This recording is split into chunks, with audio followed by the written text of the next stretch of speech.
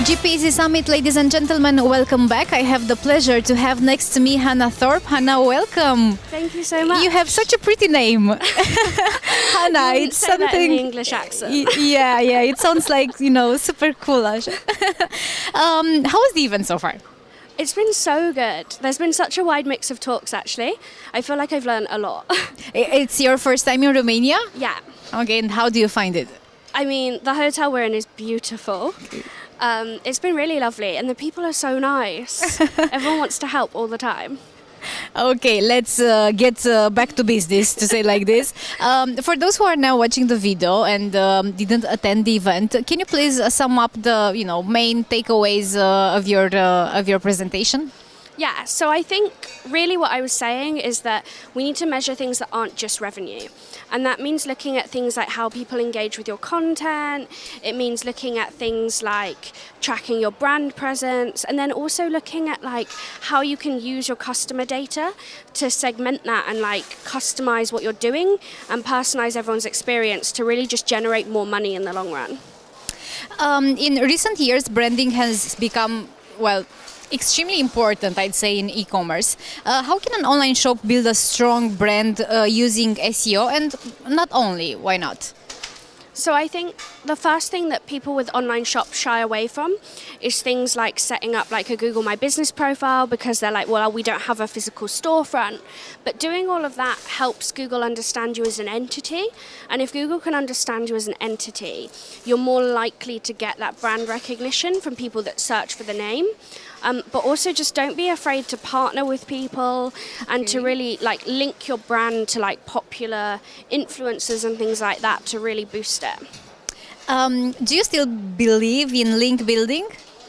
That's my least favorite question. Okay, so I don't, because I just think that the value is getting less and less, and I think it works right now. And like, if you're link building today, which we do for some of our clients, like great, it's going to generate you money now and SEO rankings. But I think in a year, 2 years time, it's not. So you need to start doing kind of the softer brand approaches and all of the other pieces that take longer to have an impact, like sooner rather than later. What are the most frequent mistakes that you see in e-commerce in 2019? Those that make you, go crazy? I think like anything with duplicate content. So anything where like you've written the same product description for every single product, or if you're an affiliate or someone else is stocking your product, you share your product descriptions, or you've got faceted navigation that leads to everything being duplicated. Like those kind of simple fixes just frustrate the hell out of me. Okay. SEO has become one of the most aspired professions, I would say, in the digital marketing landscape. How would you define a great SEO specialist? I think it's got to be someone that's passionate about what they do and that wants to learn more. My first boss used to tell me that you have to want to be a detective, and he was like, if you don't want to solve a problem and get to the bottom of a mystery, then you won't cut it in the industry. Because a lot of the time there isn't an easy answer, and it's about not getting put off by that and still forcing yourself to learn more and more and really develop in order to get to the solutions. But if we were to point out the skills that these aspiring specialists should harness, what would be those?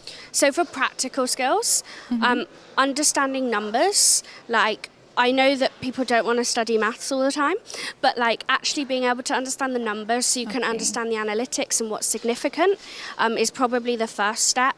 And then beyond that, it's about understanding process and being able to follow things like a basic auditing process and kind of not be frustrated at that.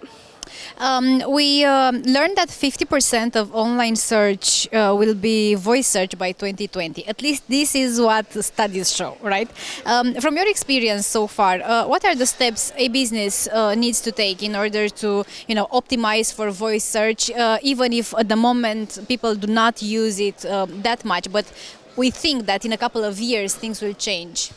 So, is there anything they can do starting today?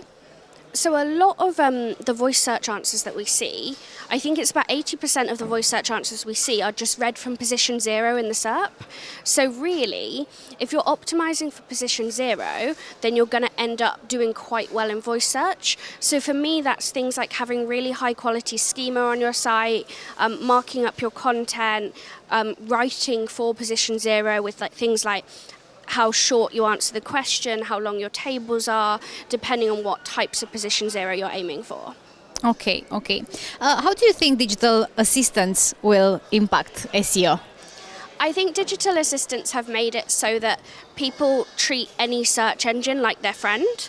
So there's a massive increase in people that search for things like, how should I cut my hair, rather than like haircuts. Okay. And they're asking for advice. And we've seen that behavior change as assistants have become more important. And assistants really are going to minimize how much we can interrupt. So they're going to stop us being able to like throw a display ad at someone, because they're going to give people solutions. So instead, you actually just have to be better than your competition and like have a better product offering or a better price or a better service or some form of better brand loyalty to be able to really win. To just, resume this conversation, because I know that you have quite some expertise on the field. Who are you following online? And we should follow as well, except yourself, of course. We already do that. So I love the guys at the colouring in department. Okay. And so that's Aidan and Jill, and they share a lot of learning resources for things like tag manager and analytics, and a lot of problem solving for your data. So definitely them. I really like Jerry White from Just Eat, shares a lot of great content, and then kind of probably the standards like Barry Schwartz, Barry Adams, all the Barrys. Out there. But yeah, anyone that's writing a lot is definitely worth following. Okay, Hannah, thank you so much for taking the time, for joining us at this event. It was a pleasure to have you here, and I hope I'm going to see you again very soon. Definitely. Thank you so much for having me. Thank you. Thank you.